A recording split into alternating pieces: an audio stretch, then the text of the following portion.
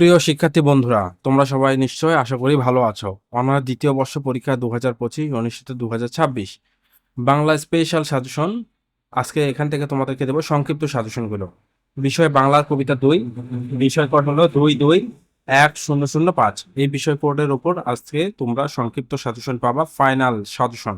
তোমাদের পরীক্ষা যেহেতু 29 তারিখ থেকে শুরু হতে যাচ্ছে, সেপ্টেম্বরের 29 তারিখ, তার মানে আর বেশি দিন সময় নেই। এগুলো প্রশ্ন তোমাদেরকে বারবার রিভাইজ করতে হবে। তো সংক্ষিপ্ত সাজেশনগুলো দেখে নেওয়া যাক। আমি তোমাদের প্রত্যেকটা সাবজেক্টের সংক্ষিপ্ত, অতি সংক্ষিপ্ত, রচনামূলক সম্পূর্ণ সাজেশনগুলো প্রোভাইড করবো, চিন্তা করার কিচ্ছু নেই।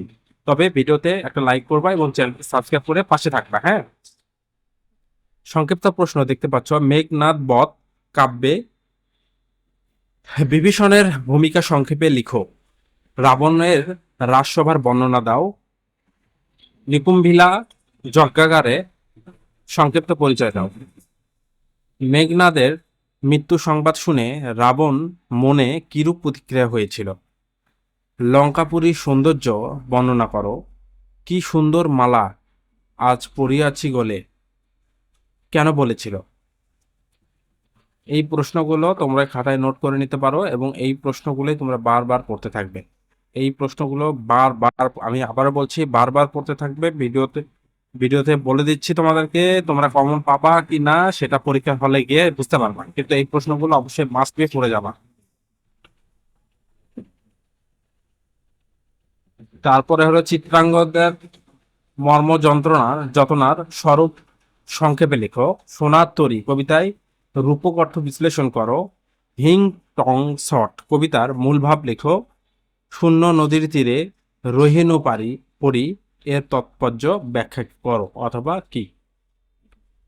এবং দেবতারে প্রিয় করি, পিয়ারে দেবতা, এর তাৎপর্য আলোচনা করতে হবে।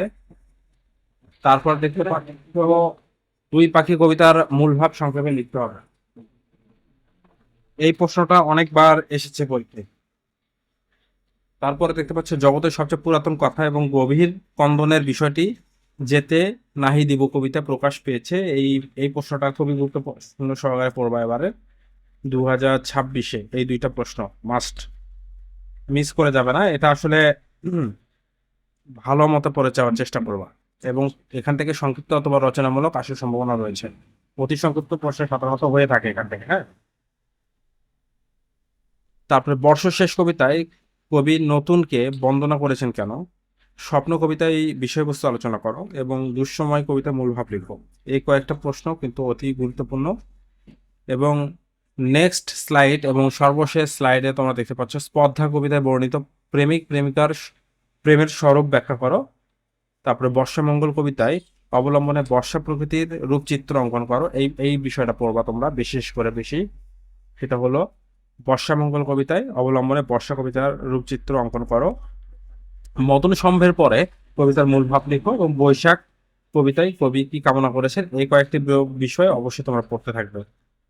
আর বাংলা ডিপার্টমেন্টে যারা রয়েছে, অতি সংক্ষিপ্ত সংক্ষিপ্ত রচনামূলক সাজেশনগুলো আমাদের ইউটিউব চ্যানেলে আপলোড করা হবে এবং ধারাবাহিকভাবে তোমরা সেগুলো পেতে থাকবে। সে কারণে ভিডিওতে অবশ্যই লাইক করবা, চ্যানেলটিকে সাবস্ক্রাইব করে পাশে থাকবা, কারণ পুরো পরীক্ষা জুড়ে তোমাদের আপডেট থাকবে চ্যানেলটি।